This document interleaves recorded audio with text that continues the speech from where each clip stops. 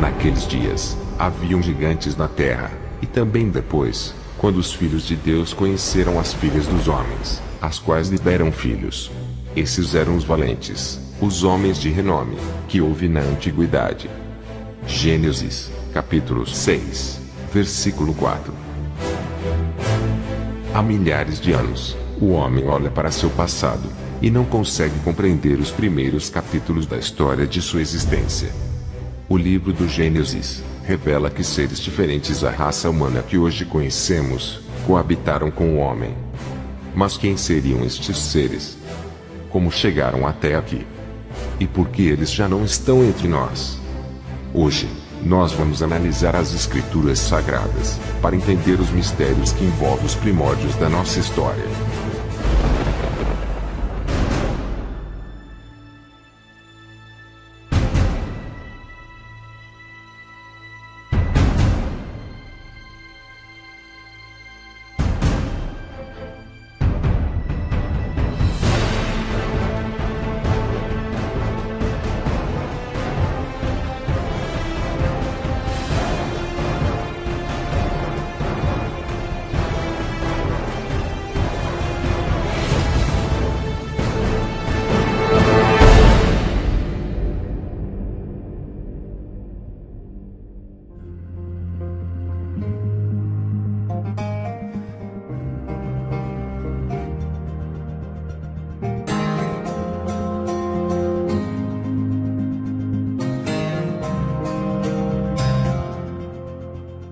Uma das citações bíblicas mais difíceis de serem compreendidas encontra-se no capítulo 6 do livro do Gênesis.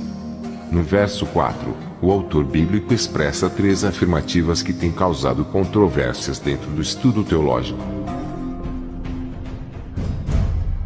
A primeira é que existiam gigantes na terra. A segunda é que os filhos de Deus tomaram para si mulheres de entre as filhas do homem, e estas lhes geraram filhos. E a terceira é que estes foram os heróis e valentes da antiguidade.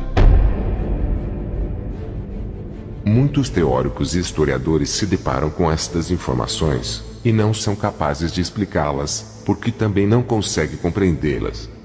Alguns teólogos até recorrem ao argumento do conformismo da incompreensão humana.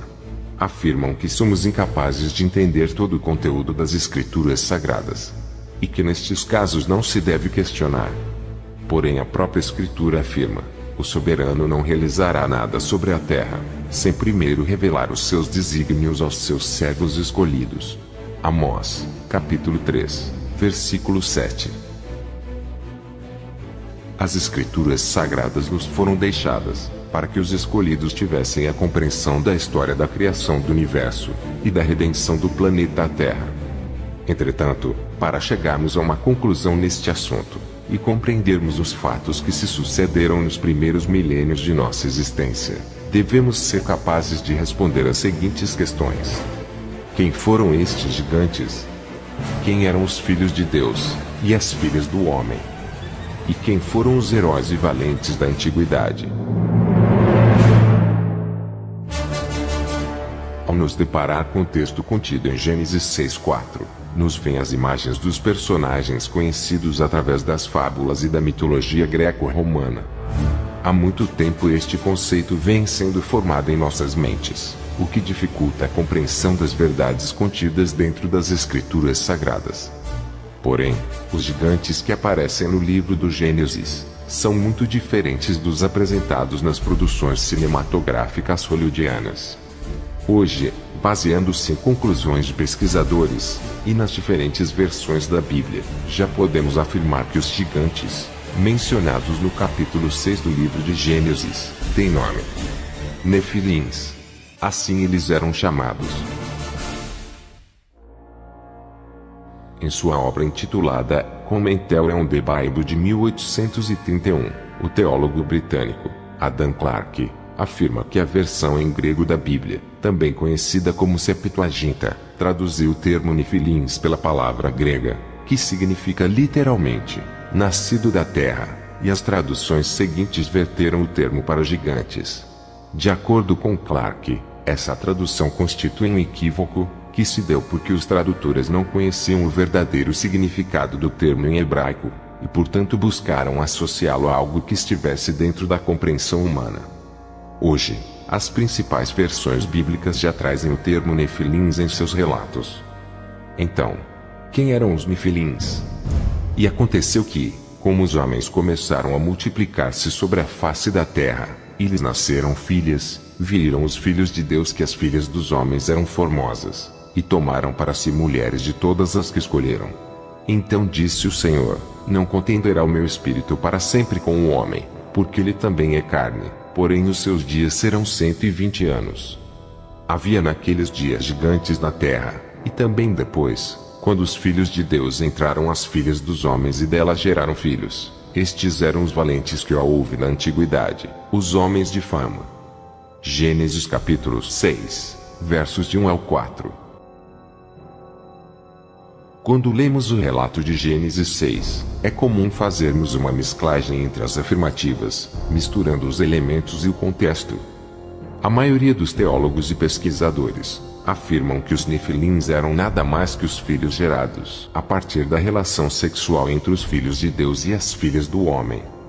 No entanto, com uma simples análise contextual, podemos declarar que esta afirmação não tem embasamento nas Escrituras.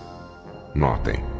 O autor bíblico começa sua narrativa no verso 1, relatando que quando os filhos do homem começaram a se multiplicar, nasceram-lhes filhas. No verso 2, ele prossegue com a narrativa dizendo que os filhos de Deus, ao verem que as filhas do homem eram formosas, tomaram para si, como mulheres. Com isso Deus decidiu que o seu espírito não lutaria com o homem para sempre, e determinou um prazo de 120 anos para que o homem fosse destruído. Já no verso 4, o autor afirma que naqueles dias haviam nefilins na terra, e também depois, quando os filhos de Deus se relacionaram sexualmente com as filhas do homem, e delas geraram filhos. Ainda no verso 4, o autor bíblico declara que estes foram os heróis e valentes da antiguidade. Será que já podemos chegar a alguma conclusão a respeito de quem eram os nefilins? Segundo o relato acima, os nefilins eram seres que estavam sobre a terra naqueles dias, e também depois quando os filhos de Deus tomaram para si mulheres e elas geraram filhos. Aqui o autor usa o termo naqueles dias, para se referir ao momento citado anteriormente no início do verso 1, onde diz, quando os filhos do homem começaram a se multiplicar na terra. Portanto, não é possível afirmar que os nefilins foram gerados da relação entre os filhos de Deus e as filhas do homem, visto que sua presença no planeta Terra foi registrada em dois momentos, quando os filhos do homem se multiplicaram, e depois, quando as filhas do homem geraram filhos dos filhos de Deus.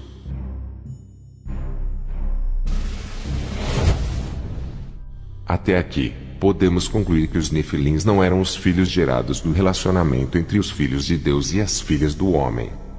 Mas então, quem de fato eram os nefilins? Porque eles estavam em nosso planeta naqueles momentos.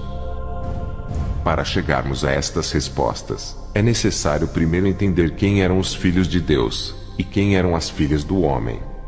Muitos teóricos são categóricos ao afirmar que estes termos foram apenas nomenclaturas utilizadas na narrativa para designar os homens da linhagem de Sete, que se casaram com as mulheres da linhagem de Caim. Porém, mais uma vez não se encontra base nas escrituras que deem fundamento a esta teoria. A começar pelo fato de que Sete não era Deus, portanto seus filhos não poderiam ser chamados de filhos de Deus.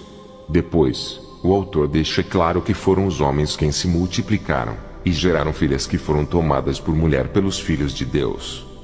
Hoje nós temos à disposição um idioma rico e complexo. No dicionário Aurélio Online, estão catalogadas 435 mil palavras. O mesmo não se podia dizer a respeito dos idiomas oriundos da antiga Mesopotâmia. O hebraico arcaico, utilizado pelos autores das escrituras sagradas, por exemplo, era constituído por aproximadamente 7.000 palavras. E como o hebraico era um idioma pobre em adjetivos, muitas palavras eram formadas por associações de 2 ou mais termos. Quando Yeshua esteve na terra, seus discípulos o descreveram como Filho de Deus. Já o próprio Yeshua se auto-caracterizava como Filho do Homem. João e seu irmão Tiago foram denominados de Filhos do Trovão. Em sua narrativa a respeito do fato descrito em Gênesis 6, o livro de Enoque se refere aos seres que tomaram as filhas do homem como esposa, os chamando de filhos do céu. Isso deixa explícito que o termo filho de era utilizado no hebraico para determinar uma característica ou qualidade. Assim, filho da luz era iluminado. Filho da sabedoria era sábio. Filho da transgressão era transgressor. Filho do céu era celestial. Filho de Deus era divino. E filho do homem era humano. Sendo assim, os discípulos de Yeshua o tinham como um filho de Deus, ou um ser divino, mas o próprio Yeshua se autodenominava como sendo o filho do homem, ou um ser humano. O próprio João disse em Apocalipse que viu no céu um parecido com o filho do homem, ou seja, um parecido com um ser humano. E assim o texto de Gênesis 6 pode ser reescrito na linguagem de hoje, da seguinte forma: quando os seres humanos começaram a se multiplicar na terra, geraram filhas formosas, os seres divinos ao verem-nas, tomaram para si, de todas o que quiseram. Então, podemos concluir que as filhas do homem eram humanas, e que os filhos de Deus eram seres divinos, ou como são referidos no livro de Enoque, seres celestiais. Estes seres celestiais também eram chamados de mensageiros, ou guardiões, os quais conhecemos como anjos. O livro de Enoque afirma: quando outrora aumentou o número dos filhos dos homens, nasceram-lhes filhas bonitas e amoráveis. Os anjos, filhos do céu, ao verem-nas, desejaram-nas e disseram entre si: vamos tomar mulheres dentre as filhas dos homens e gerar filhos. Disse-lhes então o seu chefe Senjasa: eu receio que não queirais realizar isso, deixando-me no dever de pagar sozinho o castigo de um grande pecado. Eles responderam-lhe em coro: nós todos estamos dispostos a fazer um juramento, comprometendo-nos a uma maldição comum, mas não abrir mão do plano, e sim executá-lo. Então eles juraram conjuntamente, obrigando-se a maldições que a todos atingiriam. Eram ao todo 200 os que, nos dias de Jared, haviam descido sobre o cume do Monte Hermon. Chamaram-no Hermon porque sobre ele juraram e se comprometeram a maldições comuns. Enoque, capítulo 6, versos do 1 ao 3. O livro de Judas, citando o próprio livro de Enoque, afirma em seus versos 6 e 7, que anjos desprezaram seus principados, e deixaram suas habitações para se prostituírem, assim como fez Sodoma e Gomorra. Os textos acima deixam claro que seres de outros planetas se rebelaram contra o Criador, e vieram à Terra para gerar filhos com mulheres humanas. Com base na análise acima, é correto afirmar que no passado, seres celestiais ou extraterrestres visitaram o planeta Terra e se relacionaram com mulheres, das quais geraram filhos. E quem eram os Néfilins? Quem foram os heróis e os valentes da antiguidade? No próximo episódio, nós vamos descobrir quem foram os filhos gerados da relação entre os seres humanos e alienígenas, e assim vamos revelar a verdadeira identidade dos Nefilins.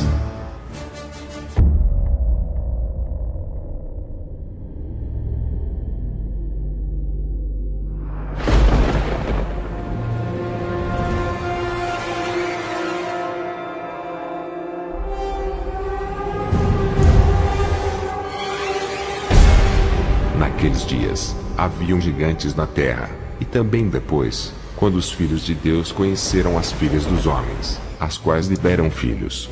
Esses eram os valentes, os homens de renome, que houve na antiguidade. Gênesis, capítulo 6, versículo 4. No capítulo anterior do nosso estudo a respeito de Gênesis 6, nós descobrimos que os filhos de Deus eram seres celestiais, ou de outros mundos, que visitaram nosso planeta. e as filhas do homem foi um termo atribuído às mulheres humanas. Vimos que, segundo as Escrituras Sagradas, estes seres celestiais se rebelaram contra o Criador, e decidiram gerar filhos a partir das mulheres humanas. E também chegamos à conclusão que os nefilins não eram os seres que mantiveram relações com as filhas do homem, assim como não podiam ser os filhos gerados a partir daquela relação. Mas se os nefilins não foram os anjos que se relacionaram com mulheres, nem os filhos fruto desta relação, então quem foram os nefilins? Quem foram os filhos que nasceram da relação entre os filhos de Deus e as filhas do homem? E quem foram os heróis e valentes da antiguidade? Hoje, nós vamos mergulhar nos escritos antigos, para compreender os primórdios de nossa existência.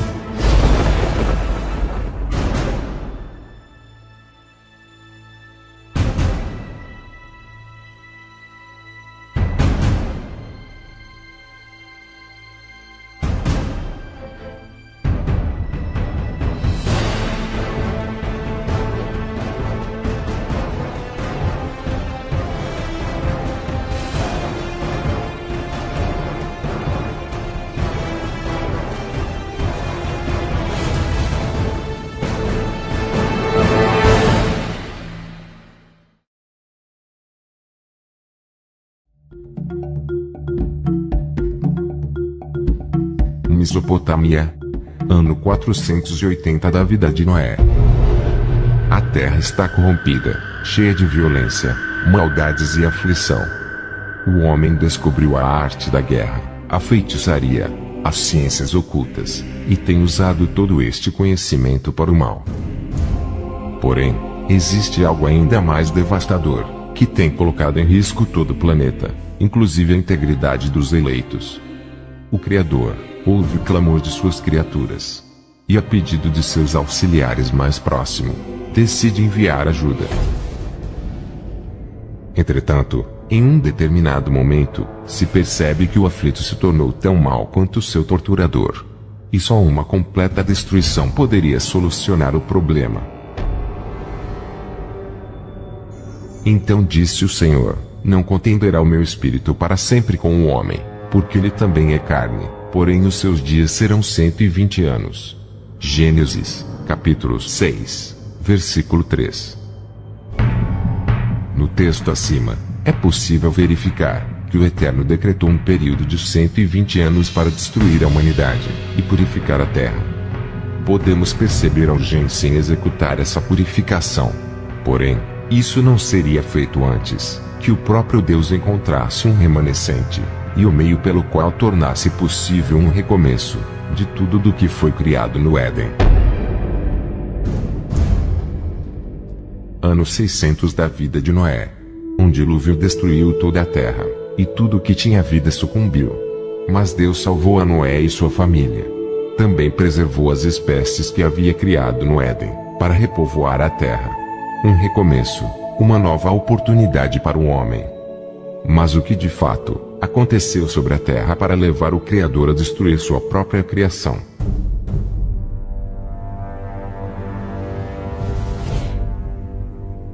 Quando nos deparamos com os relatos do dilúvio, não conseguimos entender quais os motivos que levaram o Criador a destruir a terra. Muitos afirmam que Deus trouxe o dilúvio sobre a terra, unicamente porque os homens daquela época eram demasiadamente maus. Mas qual é o grau de veracidade nesta afirmação? Será que hoje nós somos melhores do que aquela geração? Ao analisarmos o texto do livro do Gênesis, podemos afirmar que a maldade do homem não foi o único fator determinante na decisão do Eterno em destruir a terra. Se fizermos uma análise contextual, veremos que o motivo pelo qual o Criador trouxe o dilúvio sobre a terra ia muito além da transgressão e desobediência do homem. Notem. No verso 3, o autor afirma: então disse o Senhor: não contenderá o meu espírito para sempre com o homem, porque ele também é carne, porém os seus dias serão 120 anos. No relato acima podemos perceber que o Criador está decidido a destruir toda a carne, e que o homem, por também ser carne, seria destruído juntamente com a terra. Isso é evidenciado no verso 12, quando o autor afirma: viu Deus a terra, e eis que estava corrompida, porque toda a carne havia corrompido seu caminho sobre a terra. Apesar dos homens terem se tornado maus, havia algo ainda pior sobre a terra. Algo que estimulou a maldade humana, e levou o Criador a lamentar por ter feito o homem sobre a terra. Então o Senhor arrependeu-se de ter feito o homem sobre a terra, e isso cortou-lhe o coração. Gênesis, capítulo 6, versículo 6. Notem que o Eterno não estava satisfeito em ter que destruir o homem. Mas isso era necessário. Então, por que a destruição da terra se tornou necessária? O autor bíblico nos dá uma dica preciosa quando escreve: "E disse o Criador: não contenderá o meu espírito para sempre com o homem." Muitas versões bíblicas utilizam diferentes traduções nesta citação. Em algumas versões, aparece o termo contenderá, e em outras, o termo permanecerá, dificultando assim o correto entendimento do texto. O termo em hebraico que aparece aqui é yadon, que significa discutir, lutar ou perseverar. Nas versões mais atualizadas da Bíblia, podemos ler: "Então disse o Senhor: não contenderá o meu espírito para sempre com o homem." Aqui, a versão King James em inglês apresenta o termo lutar. De acordo com a análise acima, podemos afirmar que o Criador estava em luta com a humanidade, ou pela humanidade. Algo deu errado entre as criaturas, tornando preciso que o Criador travasse uma luta pela humanidade. Porém, o Eterno decide que esta luta não duraria para sempre. A terra seria purificada de toda a carne, no prazo de 120 anos. E como a humanidade também era carne, ela também seria destruída. No verso 4, o autor afirma que naqueles dias os nefilins estavam sobre a terra, e também depois quando os filhos de Deus geraram filhos das filhas do homem. O autor finaliza afirmando que estes foram os heróis da antiguidade, os homens de renome. Notem que no verso 3, descobrimos que existia uma luta. Já no verso 4, nós encontramos os valentes e os heróis. A análise do texto deixa explícito que os nefilins eram os heróis e os valentes da antiguidade. Na tradução da Sociedade Bíblica Britânica, lemos: "Ora, naqueles dias estavam os nefilins na terra, e também depois, quando os filhos de Deus conheceram as filhas dos homens, as quais lhes deram filhos." Os nefilins eram os valentes que houve na antiguidade. Gênesis 6:4. Até aqui, podemos concluir que seres celestiais se rebelaram contra o Criador, e arquitetaram um plano para gerar filhos, a partir das filhas do homem.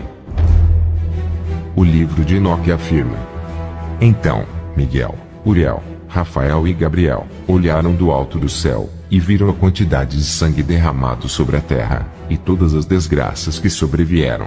Eles então falaram entre si: o clamor da terra deserta de homens bate mais uma vez às portas do céu. A vós, ó santos do céu, invocam, assim desoladas, as almas humanas, levai o nosso lamento à presença do Altíssimo." Então eles falaram ao Senhor dos mundos: "Tu és o Senhor dos senhores, o Deus dos deuses, o Rei dos reis. O trono da tua majestade permanece ao longo de todas as gerações do mundo, o teu nome é santo, glorioso e louvado em todo o universo. Tudo foi por ti criado, e conservas o domínio sobre todas as coisas. Tudo é claro e manifestado diante dos teus olhos. Tu vês tudo, e nada pode ocultar-se na tua presença. Tu vês o que foi perpetrado por Azazel, como ele ensinou sobre a terra toda espécie de transgressões, revelando os segredos eternos do céu, forçando os homens ao seu conhecimento. Assim procedeu Senjaza, a quem conferiste o comando sobre os seus subalternos. Eles procuraram as filhas dos homens sobre a terra, deitaram-se com elas e tornaram-se impuros, familiarizaram-nas com toda a sorte de pecados. As mulheres pariram gigantes, e em consequência, toda a terra encheu-se de sangue, e de calamidades. Agora, clamam os que morreram, e o seu lamento chega às portas do céu. Os seus clamores se levantam ao alto, e em face de toda a impiedade que se espalhou sobre a terra, não podem cessar os seus queixumes. E tu sabes de tudo, antes mesmo que aconteça. Tu vês tudo isso e consentes. Nos dizes o que devemos fazer." Então o Altíssimo, o Santo, o Grande, tomou a palavra, e enviou Uriel ao filho de Lameque com a ordem seguinte: dize-lhe, em meu nome, esconde-te, e anuncia-lhe o fim próximo. Pois o mundo inteiro será destruído, um dilúvio cobrirá toda a terra, e aniquilará tudo que sobre ela existe. Comunica-lhe que ele poderá salvar-se, e que seus descendentes serão mantidos por todas as gerações do mundo. E a Rafael disse o Eterno: amarra Azazel de mãos e pés, e lança-o nas trevas. E a Gabriel disse o Criador: levanta a guerra entre os bastardos, os monstros, os filhos das prostituídas, e extirpa-os do meio dos homens, juntamente com todos os filhos dos guardiões. A Miguel disse o Senhor: vai, e põe a ferro sem jaza, e os seus sequazes, que se misturaram com as mulheres, e com elas se contaminaram de todas as suas impurezas. Quando os seus filhos se tiverem eliminado mutuamente, e quando os pais tiverem presenciado o extermínio dos seus amados filhos, amarra-os por 7 gerações nos vales da terra, até o dia do seu julgamento, até o dia do juízo final. Extermina os espíritos de todos os monstros, juntamente com todos os filhos dos guardiões, porque eles maltrataram os homens. Purga a terra de todo ato de violência. Toda obra má deve ser eliminada. Que floresça a árvore da verdade e da justiça.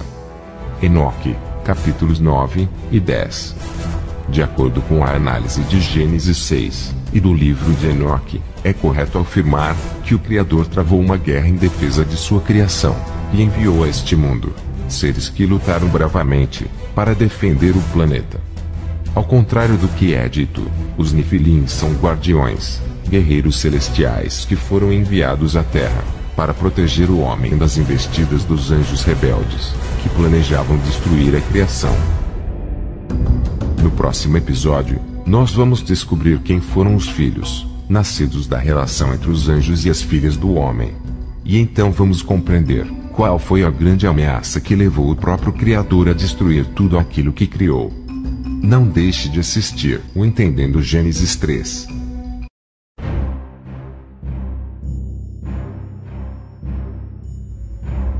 Nenhum animal conseguiu despertar tantas emoções no homem quanto os dinossauros. Pessoas no mundo inteiro acreditam que esses répteis gigantes viveram há mais de 100 milhões de anos atrás e foram exterminados em massa por uma catástrofe cósmica. Muitos acreditam que um dia eles dominaram o planeta Terra. Nos últimos séculos, novos ramos da ciência estão surgindo, com o objetivo de desenvolver pesquisas e estudos que comprovem a veracidade da teoria dos dinossauros como apresentada pela paleontologia. Então, quais são os fatos que demonstram que os dinossauros dominaram a Terra há mais de 100 milhões de anos atrás? Quais são as principais dificuldades dos cientistas em comprovar suas teorias? E o que teria realmente exterminado os dinossauros? Hoje, nós vamos viajar para o passado, a fim de compreender os mistérios da pré-história.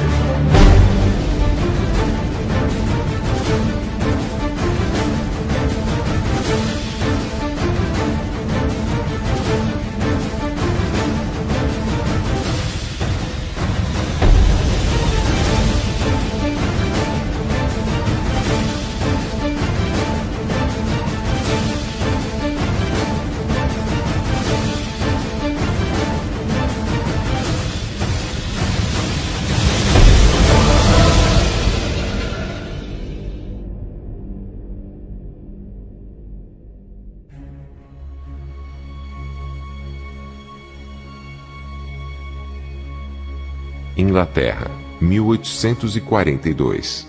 Biólogo, anatomista e paleontólogo, Richard Wayne, utiliza pela primeira vez o termo dinossauro para descrever um grupo de fósseis, até então descobertos. O termo latim dinossauria, proposto por Richard para classificar os grandes esqueletos de répteis extintos, que haviam sido recém-descobertos no Reino Unido, tem origem na palavra grega, que significa lagarto terrível. Apesar desses animais serem répteis, e não lagartos. O uso desse termo se expandiu, enquanto novas descobertas aconteciam na Europa e América do Norte. Os fósseis são restos de seres vivos, ou evidências de suas atividades biológicas, preservados em diversos materiais. Essa preservação Ocorre principalmente em rochas, mas pode ser encontrada também em materiais como sedimentos, gelo, piche, resinas, solos e cavernas. Os fósseis se formam a partir de distintos processos de fossilização. Após os eventos de morte do organismo, transporte de material orgânico e soterramento. O primeiro fóssil de dinossauro de que se tem notícia foi encontrado na China, e a descoberta está registrada em um livro de mais de 1.700 anos. Na época, porém, os chineses acreditaram que se tratava de ossos de um dragão. Assim, o primeiro dinossauro, oficialmente descrito, foi achado em 1676 na Inglaterra, e foi datado em rochas do período Jurássico com 166 milhões de anos. Como ainda não se sabia nada sobre dinossauros, os cientistas pensaram que aquele era um osso da perna de algum gigante descrito na Bíblia. Posteriormente ficou definido que o osso encontrado em 1676 pertencia a um megalossauro, o primeiro dinossauro montado pelos paleontólogos. Embora existam milhares de fósseis conhecidos, a fossilização é um evento muito raro, porque a matéria orgânica dos seres vivos tende a ser rapidamente decomposta. Logo, para que um organismo seja fossilizado, se faz necessário que este tenha uma morte em condições que facilitem a sua conservação. Seus restos devem ser cobertos por sedimentos o mais rápido possível. Os fósseis são resultado da ação de 3 elementos principais: abundância de água, soterramento rápido e falta de oxigênio, ou seja, sem esses 3 elementos combinados simultaneamente, não poderia existir fósseis. Ambientes com pouco oxigênio, e portanto sem degradação, e com muita sedimentação, como pântanos, leitos marinhos profundos, fundos de lagos e até mesmo enxurradas de lama, são os melhores para fossilizar um organismo. A descoberta de um fóssil é um momento de realização para os arqueólogos. Daí se começa o processo de datação do achado, e quanto mais antiga for a relíquia, maior será seu valor para a paleontologia. Mas como é possível descobrir a idade de um fóssil? A idade de um fóssil é estimada através da datação radioativa. Esse método se baseia no fenômeno da radioatividade, e foi descoberto no final do século XIX. A radioatividade faz os átomos perderem partículas, de prótons ou nêutrons, na forma de radiação, causando variação no seu número de massa, ou em seu número atômico. No caso de fósseis de seres vivos, costuma-se usar o carbono 14 para fazer a datação. O carbono 14 está presente no processo de fotossíntese, e em consequência disso, todos os seres vivos possuem em sua composição geral certa porcentagem de carbono 14, ainda que em pequena quantidade. A datação de um fóssil pode ser feita com base no percentual já conhecido do carbono 14, presente na matéria viva. Porque quando o ser vivo morre, inicia-se uma diminuição da quantidade de carbono 14, devido à sua desintegração radiativa. Porém, o carbono 14 tem uma meia-vida de apenas 5.700 anos. Isso significa que um organismo morto e fossilizado há 11.400 anos apresenta apenas 1/4 da quantidade de carbono 14 existente no mesmo organismo vivo. Dessa forma, a datação por carbono 14 só é viável para fósseis de até 60.000 anos. Para fósseis mais antigos, os cientistas utilizam o mesmo método, mas com a utilização de elementos radioativos de meia-vida mais longa, como por exemplo, o potássio, que apresenta uma meia-vida de 1.200 bilhões de anos, ou o urânio 238, que tem uma meia-vida de 4,47 bilhões de anos. Entretanto, é preciso afirmar que os métodos utilizados para datar os fósseis dos dinossauros apresentam um grande viés que os cientistas ainda não conseguem explicar. Observem.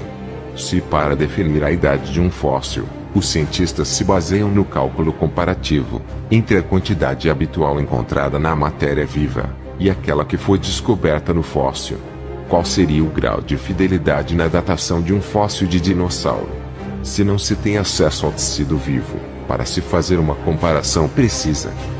Como que os cientistas encontraram o percentual destes elementos existente no tecido vivo dos dinossauros? Se, segundo os próprios, o último dinossauro morreu há mais de 60 milhões de anos.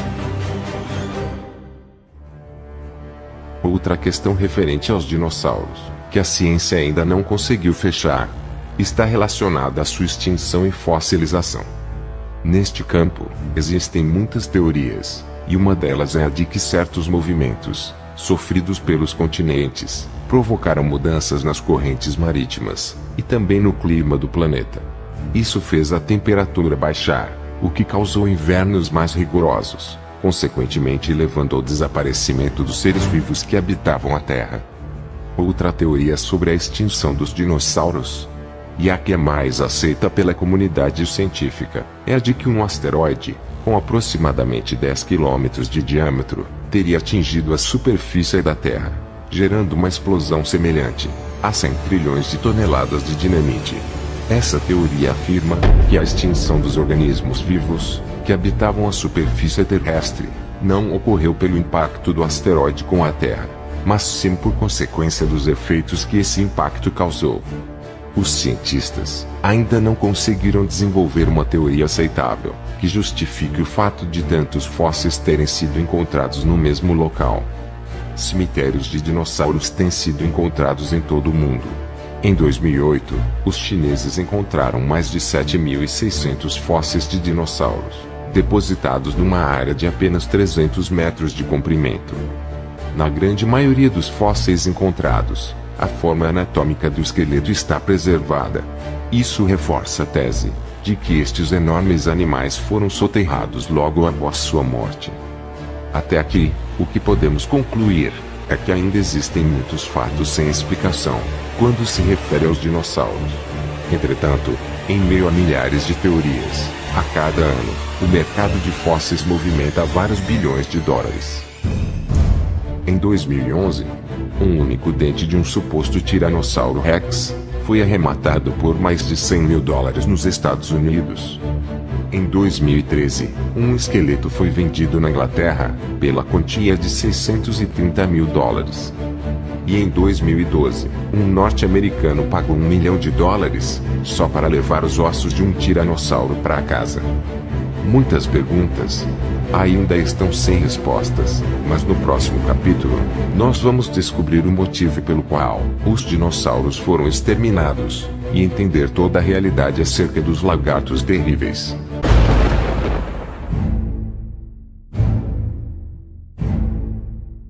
No passado, seres extraterrestres visitaram o planeta Terra, e se relacionaram com mulheres. Dessa relação, lhes nasceram filhos. Nos episódios anteriores, nós descobrimos que os seres nascidos da relação entre os extraterrestres e as mulheres humanas constituíram uma ameaça ao planeta, e que para livrar a Terra dessa grande ameaça, o Criador enviou os Nefilins à Terra para lutar contra os seres híbridos. Porém, Deus decidiu que essa luta não duraria para sempre, e optou por purificar a Terra de toda a carne. 120 anos após essa decisão do Criador, um dilúvio inundou toda a Terra, exterminando todas as espécies que não havia sido criada no Éden. Hoje, nós vamos reunir os achados científicos e investigar os registros antigos, para descobrir quem foram os seres que ameaçaram a vida no planeta Terra, ao ponto de o Criador exterminar com toda a sua criação.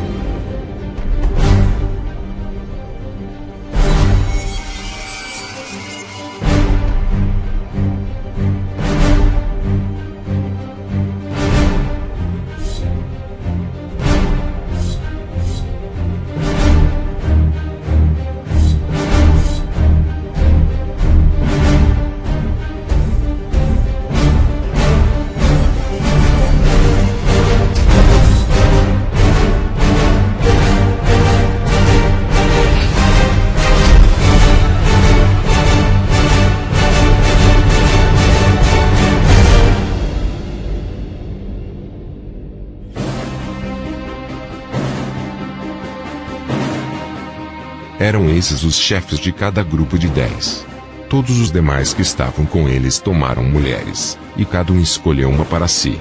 Então começaram a frequentá-las e a profanar-se com elas. E eles ensinavam-lhes bruxarias, exorcismos e feitiços, e familiarizavam-nas com ervas e raízes. Entre mentes, elas engravidaram, e deram à luz a gigantes de 3.000 côvados de altura. Estes consumiram todas as provisões de alimentos dos homens. E quando as pessoas nada mais tinham para dar-lhes, os gigantes voltaram-se contra elas, e começaram a devorá-las. Também começaram a atacar os pássaros, os animais selvagens, os répteis e os peixes, rasgando com os dentes as suas carnes, e bebendo o seu sangue. Então a terra clamou contra os monstros.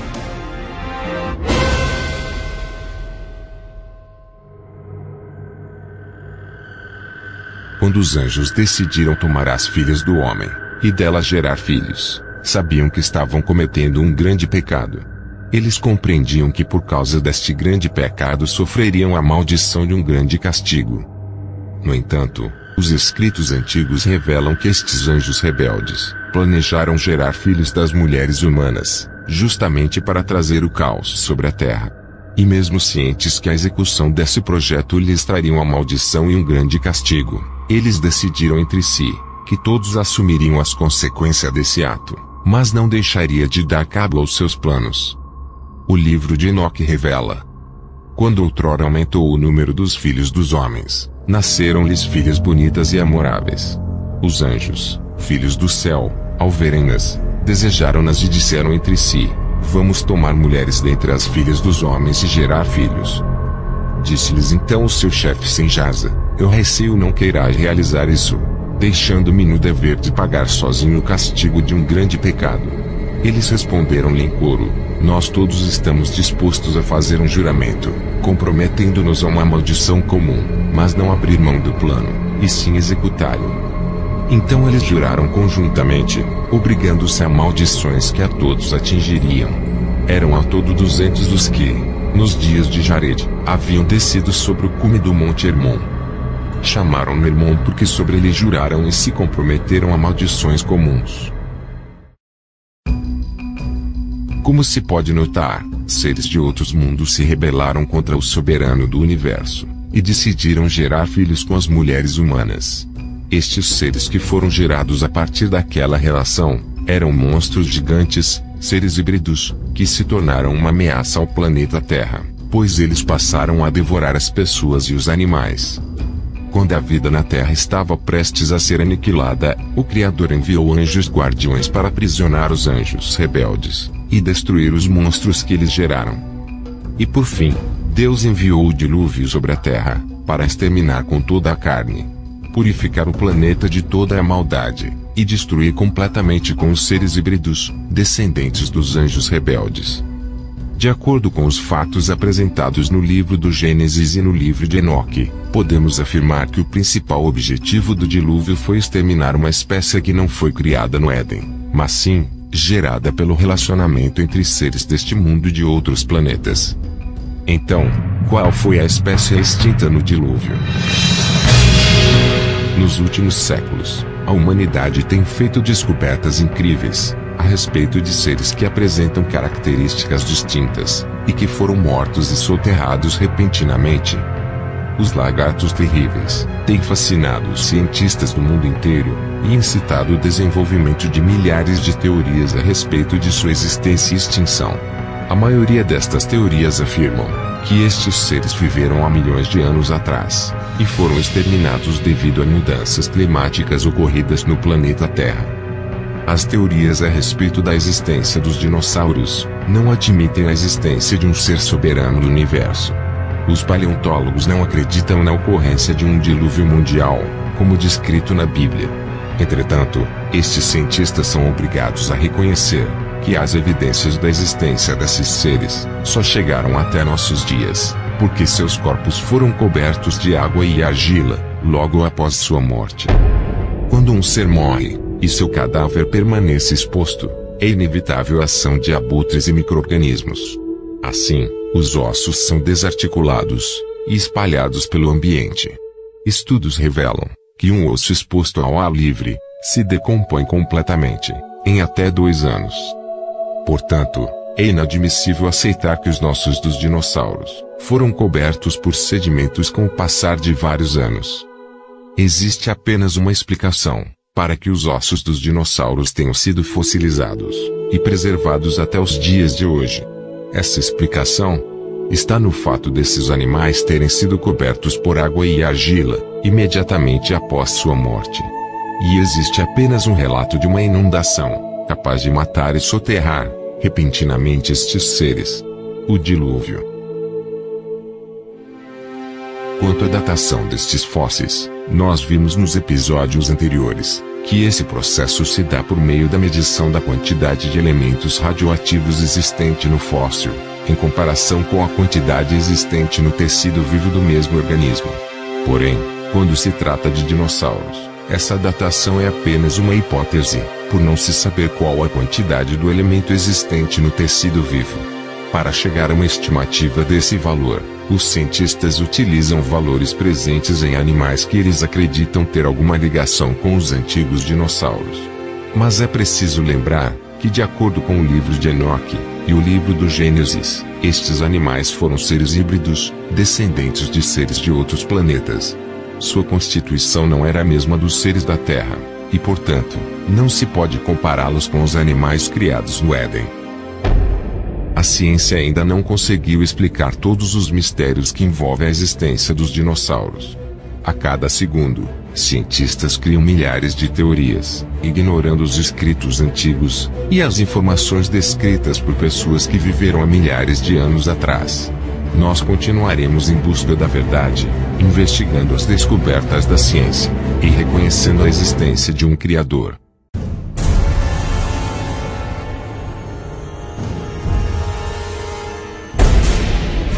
Relatos antigos indicam que uma raça reptiliana habitou entre nós. No passado, o planeta Terra foi visitado por seres que as pessoas da época os descreveram como homens-serpentes.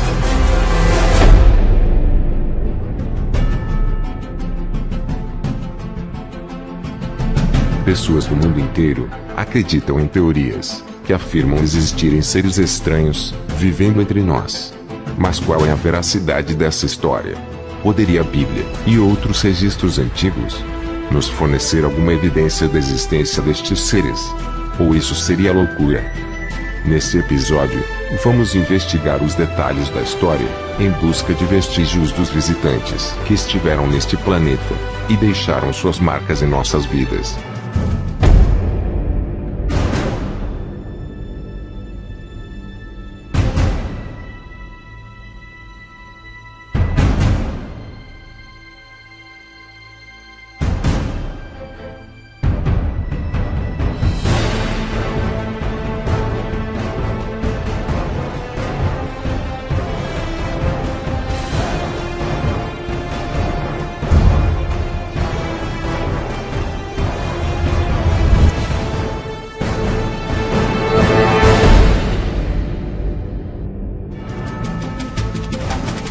Por todo o mundo, existem relatos de seres estranhos que viveram entre nós.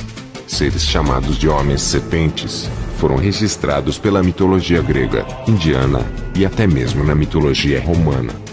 Em 1979, a série O Elo Perdido encantou o mundo com sua teoria a respeito de uma raça reptiliana. O Elo Perdido tinha como parte do enredo, além dos dinossauros, homens-lagartos, chamados de Slistex, que viviam no período anterior aos homens pré-históricos, e eles eram guardiões de um portal do templo, em plena era dos dinossauros. Na atualidade, os teóricos da conspiração afirmam que seres lagartos ou seres serpentes estiveram na Terra há muito tempo atrás, e alguns ainda estão entre nós. Mas será que essas teorias têm algum fundamento? O que a Bíblia pode nos mostrar a este respeito?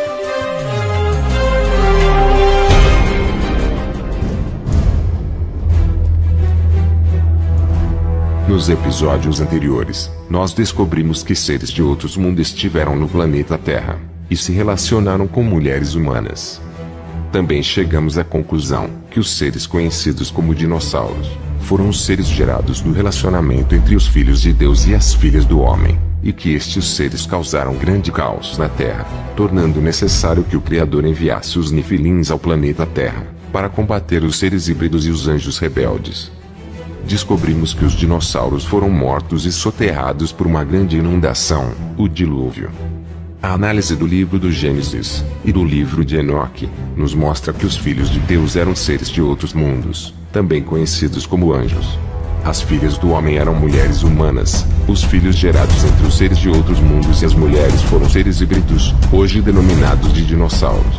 E os Nefilins foram anjos guerreiros enviados à Terra para combater estes seres híbridos. Mas quem foram os seres extraterrestres que se relacionaram com as mulheres? Seriam estes anjos, os seres reptilianos registrados pela mitologia.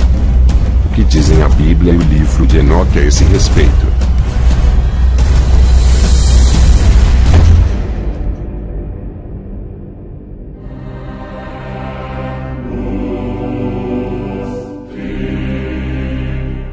O livro do Gênesis afirma que uma serpente convenceu a Eva, a mulher de Adão, a comer do fruto do conhecimento, e assim desobedecer ao Criador. Certamente não morrerão. Deus sabe que no dia em que comerem, seus olhos se abrirão, e vocês, como Deus, serão conhecedores do bem e do mal. Gênesis, capítulo 3, versos 4 e 5.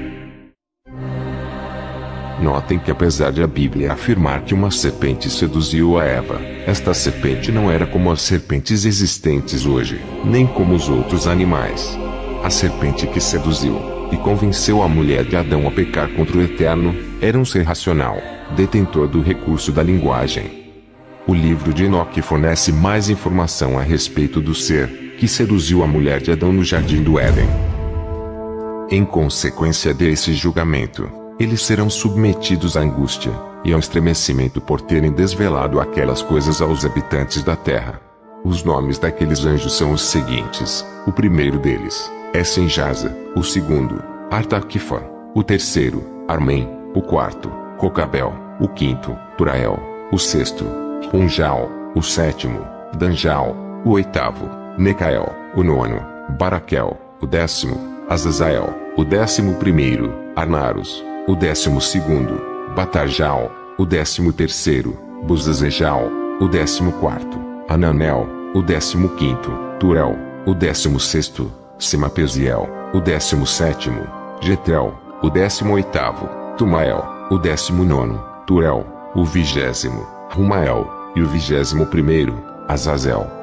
E estes são os chefes dos seus anjos, e estes os nomes dos prepostos sobre 100, 50 e 10.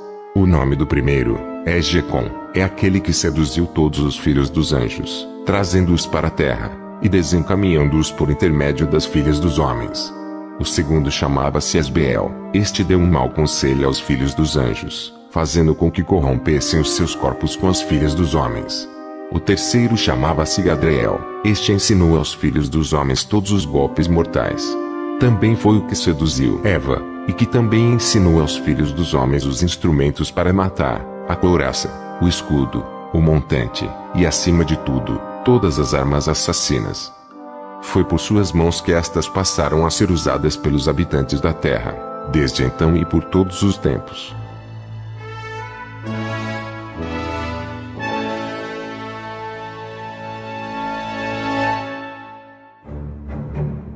Notem que, segundo o livro de Enoque, o ser serpente que seduziu Eva a comer do fruto do conhecimento foi um dos anjos que se relacionaram com as mulheres, dando origem aos dinossauros.